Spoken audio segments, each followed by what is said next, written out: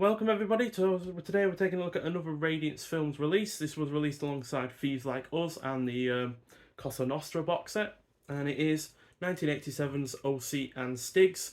So this is directed by Robert Altman, who also did Thieves Like Us. So yeah, we've had two films from him back to back from Radiance Films, and he also did the excellent The Long Goodbye and McCabe and Miss Miller. This clocks in at 109 minutes long, and it's a teen comedy starring Daniel H. Jenkins and Neil Barry in the two lead roles as OC and Stiggs respectively. Not seen anything really massive from them. Jenkins was in a small role in The Irishman by Martin Scorsese, and Neil Barry was in a small role in Amityville 3D, so from around the time of this. But it does have Dennis Hopper in a supporting role. Now, this is the 15th film I've seen from him so far, with the likes of Apocalypse Now, Speed, True Romance, Red Rock West, and Night Tide joining this film. And yeah, it's about OC and Stiggs, who aren't your average unhappy teenagers. They not only despise their suburban surroundings, they plot against it. They seek revenge against a middle-class swab family who embody all they detest, middle class. And yeah, I wasn't expecting much from this, given the lukewarm reception it has had, either in terms of modern day reviews or reviews from the time, as well as the troubled release history, because this wasn't released for 4 years after the shoot had wrapped. It finished in 1983. The copyright was made in 1985, but it wasn't released until 1987, 1988. So yeah, not sure why, because there are many other films that are far worse than this that didn't deserve a release at all, and yet for whatever reason this didn't really get a release at all. So yeah, but it was overall surprising, as actually most of this really does work. The cast is also overall really good, with the two leads having somewhat infectious chemistry with one another.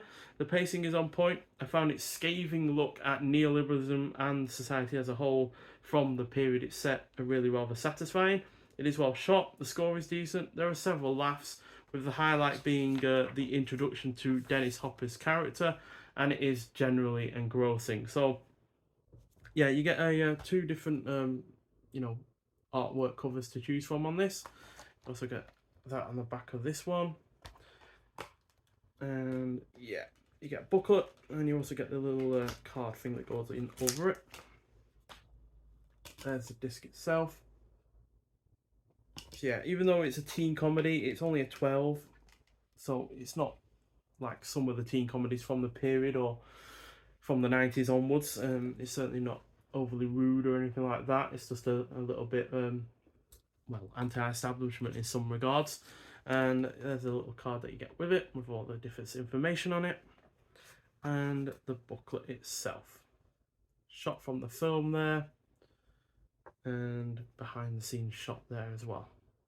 So I've heard mixed things from what Robert Altman thought about the film himself.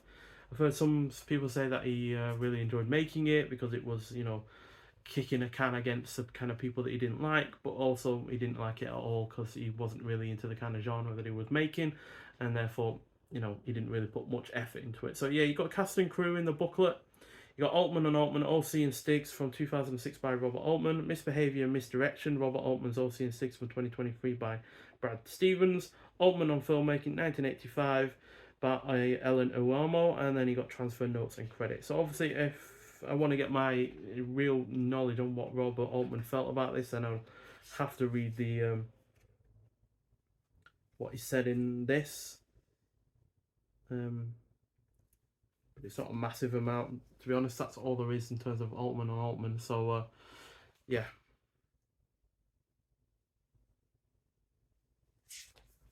I'll just read what he says, basically, because it's very short. So this is the question that was put to him. In 1983, you made a film for MGM, OC and Stiggs, based on a National Lampoon article called The Ugly, Monstrous, Mind-Roasting Summer of OC and Stiggs. It wasn't released until 1987, and it remains one of your least seen movies ever. So why?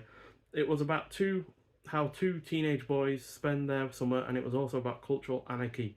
Teenage exploitation films were all the rage at the time. It was offered to me by MGM, and I agreed to do it because I hated teenage movies so much I thought I could do it as a satire of a teenage movie.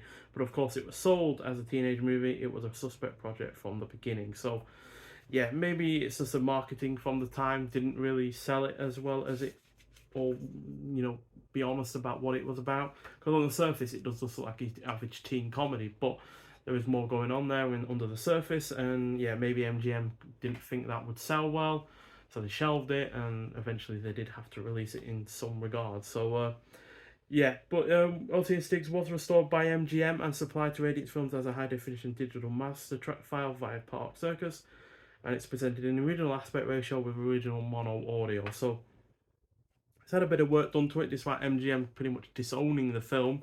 But yeah, I really rather enjoyed it in some regards. Like I said, the way Dennis Hopper's character is introduced is really hilarious. If you've seen Apocalypse Now, you'll no doubt get the reference when you see it. But yeah, it's got plenty of laughs throughout, and it is reasonably engrossing. But yeah, it doesn't feel like a film that has had much love either after its release or when it was being made, to be honest. But still, 3.5 out of 5, which is far better than I was expecting it to be. Although it is the second worst rating I've given a Radiance film release so far. Only Red Sun getting a slightly worse rating than that. So yeah, but if you've seen this film before, I'd like to hear your thoughts on it. I know not many people have. So yeah, if you're into these kind of less than loved kind of films, then I do recommend it in that regard. But it is still a solid comedy in its own right. So yeah, but if you have seen it, I'd like to hear your thoughts on it. Nonetheless, so thank you for watching, and I'll see you in the next one. Bye.